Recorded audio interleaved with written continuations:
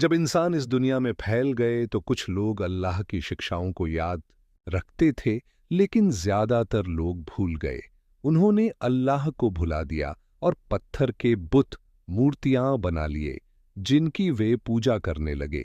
उन्हें अपनी शिक्षाएं याद दिलाने के लिए अल्लाह ने उनके पास एक नबी भेजा, नबी नूह अलैहिस्सलाम, जो अपने जमाने के अकेले नेक इंसान थे। नूह अलैहिस्सलाम ने उन्हें समझाया कि नेक बनो, अल्लाह की बात मानो और उसके वादे पर ईमान लाओ कि अगर तुम अच्छे बनोगे तो जन्नत में वापस जाओगे। उन्होंने कहा कि केवल अल्लाह की इबादत करो, जो तुम्हारा खालिक, सृजन करता है, पत्थर की मूर्तियों की नहीं।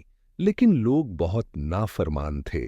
वे अब भी इंसानों, औरतों, शेरों, घोड़ों और कई और चीजों की मूर्तियों की पूजा करते रहे। नूह अलैहिस्सलाम ने उन्हें समझाया, ये पत्थर तुम्हें कुछ नहीं दे सकते। अगर तुम्हें कुछ चाहिए तो अल्लाह से मांगो। उन्होंने पूछा, क्या तुम सूरज और चांद, जमीन और आसमान को नहीं देखते? इन्हें किसने बनाया है? अल्लाह ने ही सब बनाया है। क्या तुम नहीं समझते कि उसने तुम्हें भी बनाया है और तुम मौत के बाद उसी के पास लौटोगे? नूह अलैहिस्सलाम ने कहा, मैं न तो फरिश्ता हूं, न मुझे गैब, अदृश्य चीजों का ज्ञान है। मैं ये भी नहीं कहता कि मेरे पास कोई छिपा खजाना है। मैं बस इतना चाहता हूं कि तुम एक अल्लाह पर ईमान लाओ और उसकी इताअत करो। ये तुम्हारे अपने भले के लिए है। मुझे बदले में कुछ नहीं चाहिए। नूह अलैहिस्सलाम बहुत सब्र वाले इंसान थे। वे 900 साल से भी ज्यादा वक्त तक लोगों को अल्लाह का पैगाम सुनाते रहे, लेकिन बहुत थोड़े से लोग ही अल्लाह का पैगाम मानने वाले बने। नूह अलैहिस्सलाम दुखी हुए। उन्होंने अल्लाह से दुआ की। अल्लाह ने फरमाया, गम मत करो नूह, तुमने अपनी पूरी कोशिश कर ली। ये बदकार लोग अब सजा के हकदार हैं। अब इन्हें कोई नहीं बचा सकता। अल्लाह ने नूह अलैहिस्सलाम को आने वाले तूफान की खबर दी, जो सब काफिरों को नष्ट कर देगा। अल्लाह ने उन्हें हुक्म दिया कि एक बहुत बड़ी कश्ती बनाओ और अपने ईमानदार अनुयायियों के साथ इस कश्ती में सवार होने की तैयारी करो। जब लोग नूह को कश्ती बनाते देखते तो उन पर हंसते और कहते, लगता है तुम उस तूफान के लिए कश्ती बना रहे हो, सोचते हो इसमें बच जाओगे। लेकिन नूह आयस ने उनकी बातों की परवाह नहीं की और अल्लाह का हुक्म पूरा करते रहे। जब कश्ती बनकर तैयार हुई तो अल्लाह ने उन्हें आदेश दिया कि अपने साथ अपने अनुयायियों को और हर किस्म के जानवरों में से एक एक जोड़ा लेकर सवार हो जाओ। नूह अलैहिस्सलाम ने वैसा ही किया जैसा अल्लाह ने कहा था, लेकिन उन्हें अपने बेटे कनान की चिंता थी, जो उनका कहना नहीं मानता था और काफिर बन गया था।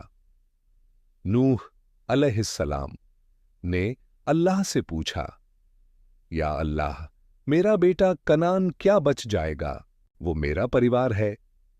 अल्लाह ने जवाब दिया, नहीं नूह, जो मेरा कहना नहीं मानता और तुम्हारी बात नहीं सुनता, वो तुम्हारे परिवार में से नहीं है। तुम्हें उसके लिए दुखी नहीं होना चाहिए। तुम्हारा परिवार वही है जो मेरी इताअत करता है। आखिरकार जब सब तैयारी पूरी हो गई तो तूफान आ गया। ऐसा बड़ा तूफान किसी ने पहले नहीं देखा था। ये वही सज्जा थी जिसका अल्लाह ने वादा किया था, अगर लोग अपनी राह न बदलें। आसमान से जोर की बारिश हुई और जमीन से पानी उबलने लगा। कश्ती में बैठे हुए नूह ने एक बार फिर अपने बेटे कनान को पुकारा, अल्लाह पर ईमान ले आओ और इस कश्ती में सवार हो जाओ ताकि बच सको। कनान ने जवाब दिया, नहीं, मैं नहीं आऊंगा। मैं किसी पहाड़ पर चढ़ जाऊंगा, वहीं से बच जाऊंगा। लेकिन तभी एक बहुत बड़ी लहर उनके बीच आ गई और कनान डूब गया, बाकी सब काफिरों के साथ। नूह की कश्ती पहाड़ जूरी, माउंट जुड़ी पर आकर ठहर गई। माना जाता है कि ये वही जगह है जिसे आजकल तुर्की में माउंट अरारात कहा जाता है। कश्ती में सवार सभी लोग बच गए।